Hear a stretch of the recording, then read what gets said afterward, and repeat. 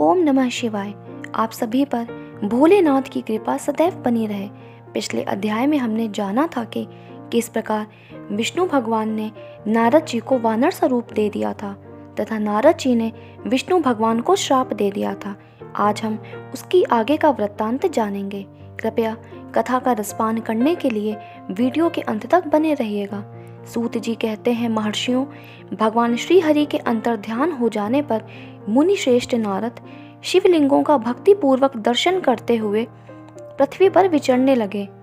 ब्राह्मणों, भूमंडल पर घूम फिरकर उन्होंने भोग और मोक्ष देने वाले बहुत से शिवलिंगों का प्रेम पूर्वक दर्शन किया। दिव्यदर्शी नारद जी भूतल के तीर्थों में विचर रहे हैं और इस समय उनका चित्त शुद्ध है। यह जानकर वे दोनों शिवगण उनके पास गए। वे उनके दिए हुए शाप से उद्धार की इच्छा रखकर वहां गए थे। उन्होंने आदर पूर्वक मुनि के दोनों पैर पकड़ लिए और मस्तक झुकाकर भली भांति प्रणाम करके शीघ्र ही इस प्रकार कहा। शिवगण बोले, ब्राह्मण, हम दोनों शिव के गण हैं। मुने, हमने ही आपका अपराध किया है। राजकुमारी श्रीमती के स्वयंवर में आपका चित्त माया से मोहित हो रहा था। उस समय परमेश्वर की प्रेरणा से आपने हम दोनों को शाप दे दिया। वहां कुछ समय जानकर हमने चुप रह जाना ही अपनी जीवन रक्षा का उपाय समझा। इसमें किसी का क्या दोष? हमने अपने कर्म का ही फल प्राप्त हुआ है। प्रभु, अब आप प्रसन्न होइए और हम दोनों पर अनुग्रह कीजिए। नारद जी ने कहा, आप दोनों महादेव जी के गढ़ हैं और सतपुरुषों के लिए परम सम्माननीय हैं। अतः मेरे मोह रहित एवं सुखदायक यथार्थ वचन को सुनिए। पहले निश्चय ही मेरी बुद्धि भ्रष्ट हो गई थी, बिगड़ गई थी और मैं सर्वथा मोह के वशीभूत हो गया था। इसीलिए आप दोनों को मैंने शाप दे दिया। शिवगणों, मैंने जो कुछ कहा है वह वैसा ही होगा, तथापि मेरी बात सुनिए। मैं आपके लिए शापोद्धार की बात बता रहा हूँ। आप लोग आज मेरे अपराध को क्षमा कर दें। मुनिवर विश्रवा के वीर से जन्म ग्रहण करके आप संपूर्ण दिशाओं में प्रसिद्ध कुंभकर्ण रावण राक्षस राज का पद प्राप्त करेंगे और बलवान, वैभव से युक्त तथा परम प्रतापी होंगे। समस्त ब्रह्मांड के राजा होकर शिव भक्त एवं जितेंद्रिय होंगे और शिव के ही दूसरे स्वरूप श्री विष्णु के हाथों मृत्यु पाकर फिर अपने पद पर प्रतिष्ठित हो जाएंगे। सूत जी कहते हैं, महर्षियों, महात्मा नारद मुनि की यह बात सुनकर वे दोनों शिवगण प्रसन्न हो सानंद अपने स्थान को लौट गए। श्री नारद जी भी अत्यंत आनंदित हो अनन्य भाव से भगवान शिव का ध्यान तथा शिव तीर्थों का दर्शन करते हुए बारंबार भूमंडल पे विचरने लगे। अंत में वे सबके ऊपर विराजमान शिव प्रिया काशीपुरी में गए, जो शिव स्वरूपिणी एवं शिव को सुख देने वाली है। काशीपुरी का दर्शन करके नारद जी कृतार्थ हो गए। उन्होंने भगवान काशीनाथ का दर्शन किया और परम प्रेम एवं परमानंद से युक्त हो उनकी पूजा की। काशी का सानंद सेवन करके वे मुनि श्रेष्ठ कृतार्थता का अनुभव करने लगे और प्रेम से विह्वल हो उसका नमन, वर्णन तथा स्मरण करते हुए ब्रह्मलोक को गए। निरंतर शिव का स्मरण करने से उनकी बुद्धि शुद्ध हो गई थी। वहां पहुंचकर शिव तत्व का विशेष रूप से ज्ञान प्राप्त करने की इच्छा से नारद जी ने ब्रह्मा जी को भक्ति पूर्वक नमस्कार किया और नाना प्रकार के स्रोतों द्वारा उनकी स्तुति करके उनसे शिव तत्व के विषय में पूछा। उस समय नारद जी का हृदय भगवान शंकर के प्रति भक्ति भावना से परिपूर्ण था। नारद जी बोले, ब्रह्मन, परम ब्रह्म परमात्मा के स्वरूप को जानने वाले पितामह जगत प्रभु, आपके कृपा प्रसाद से मैंने भगवान विष्णु के उत्तम महात्म्य का पूर्णतया ज्ञान प्राप्त किया है। भक्ति मार्ग, ज्ञान मार्ग, अत्यंत दुस्तर तपो मार्ग, दान मार्ग तथा तीर्थ मार्ग का भी वर्णन सुना है, परंतु शिव तत्व का ज्ञान मुझे अभी तक नहीं हुआ है। मैं भगवान शंकर की पूजा विधि को भी नहीं जानता। अतः प्रभु, आप क्रमशः इन विषयों को तथा भगवान शिव के विविध चरित्रों को तथा उनके स्वरूप, तत्व, प्राकट्य, विवाह, गृहस्थ धर्म सब मुझे बताइए। निष्पाप पितामह, यह सब बातें तथा और भी जो आवश्यक बातें हों उन सब का आपको वर्णन करना चाहिए। प्रजानाथ, शिव और शिवा के आविर्भाव एवं विवाह का प्रसंग विशेष रूप से कहिए तथा कार्तिकेय के जन्म की कथा भी मुझे सुनाइए। प्रभु, पहले बहुत लोगों से मैंने ये बातें सुनी हैं, किंतु तृप्त नहीं हो सका हूँ, इसीलिए आपकी शरण में आया हूँ। आप मुझ पर कृपा कीजिए। अपने पुत्र नारद की यह बात सुनकर लोक पितामह ब्रह्मा वहाँ इस प्रकार बोले। ब्रह्मा जी ने कहा, ब्रह्मन, देव शिरोमणे, तुम सदा समस्त जगत के उपकार में ही लगे रहते हो। तुमने लोगों के हित की कामना से यह बहुत उत्तम बात पूछी है, जिसके सुनने से संपूर्ण लोगों के समस्त पापों का क्षय हो जाता है। उस अनामय शिव तत्व का मैं तुमसे वर्णन करता हूँ। शिव तत्व का स्वरूप बड़ा ही उत्कृष्ट और अद्भुत है। जिस समय समस्त चराचर जगत नष्ट हो गया था, सर्वत्र केवल अंधकार ही अंधकार था। न सूर्य दिखाई देते थे, न चंद्रमा, अन्य ग्रहों और नक्षत्रों का भी पता नहीं था। न दिन होता था न रात। अग्नि, पृथ्वी, वायु और जल की भी सत्ता नहीं थी। प्रधान तत्व अव्याकृत प्रकृति से रहित सूना आकाश मात्र शेष था। दूसरे किसी तेज की उपलब्धि नहीं होती थी। अदृष्ट आदि का भी अस्तित्व नहीं था। शब्द और स्पर्श भी साथ छोड़ चुके थे। गंध और रूप की भी अभिव्यक्ति नहीं होती थी। रस का भी अभाव हो गया था। दिशाओं का भी भान नहीं होता था। इस प्रकार सब ओर निरंतर सूची भेद्य घोर अंधकार फैला हुआ था। उस समय तत्सत ब्रह्म इस श्रुति में जो सत सुना जाता है, एकमात्र वही शेष था। जब यह वह ऐसा जो इत्यादि रूप से निर्दिष्ट होने वाला भावात्मक जगत नहीं था, उस समय एकमात्र वह सत ही शेष था, जिसे योगी जन अपने हृदयाकाश के भीतर निरंतर देखते हैं। वह सत तत्व मन का भी विषय नहीं है। वाणी भी वहां तक कभी नहीं पहुंच सकती। वह नाम तथा रूप रंग से भी शून्य है। वह न स्थूल है, न कृश, न ह्रस्व है, न दीर्घ तथा न लघु है, न गुरु। उसमें न कभी वृद्धि होती है न ह्रास। श्रुति भी उसके विषय में चकित भाव से है। इतना ही कहती है, अर्थात उसकी सत्ता मात्र का ही निरूपण कर पाती है। उसका कोई विशेष विवरण देने में असमर्थ हो जाती है। वह सत्य, ज्ञान स्वरूप, अनंत, परमानंदमय, परम ज्योति स्वरूप, अप्रमेय, आधार रहित, निर्विकार, निराकार, निर्गुण, योगी गम्य, सर्वव्यापी, सबका एकमात्र कारण, निर्विकल्प, निरारंभ, माया शून्य, उपद्रव रहित, अद्वितीय, अनादि, अनंत, संकोच, विकास से शून्य तथा चिन्मय है।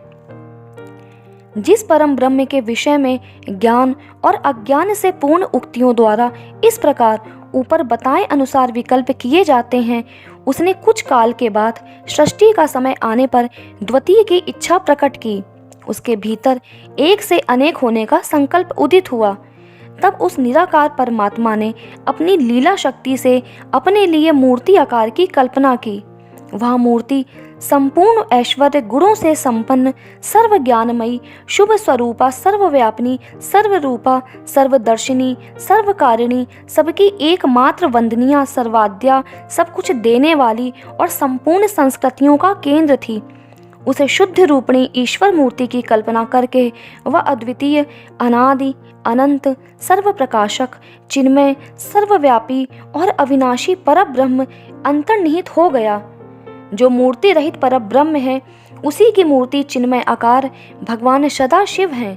अर्वाचीन और प्राचीन विद्वान उन्हीं को ईश्वर कहते हैं। उस समय एकाकी रहकर स्वेच्छानुसार विहार करने वाले उन सदाशिव ने अपने विग्रह से स्वयं ही एक स्वरूप भूता शक्ति की सृष्टि की, जो उनके अपने श्री अंग से कभी अलग होने वाली नहीं थी। उस पराशक्ति को प्रधान, प्रकृति, गुणवती, माया, बुद्धि तत्व की जननी तथा विकार रहित बताया गया है। वह शक्ति अंबिका कही गई हैं। उसी को प्रकृति, सर्वेश्वरी, त्रिदेव जननी, नित्या और मूल कारण भी कहते हैं। सदाशिव द्वारा प्रकट की गई उस शक्ति के 8 भुजाएं हैं।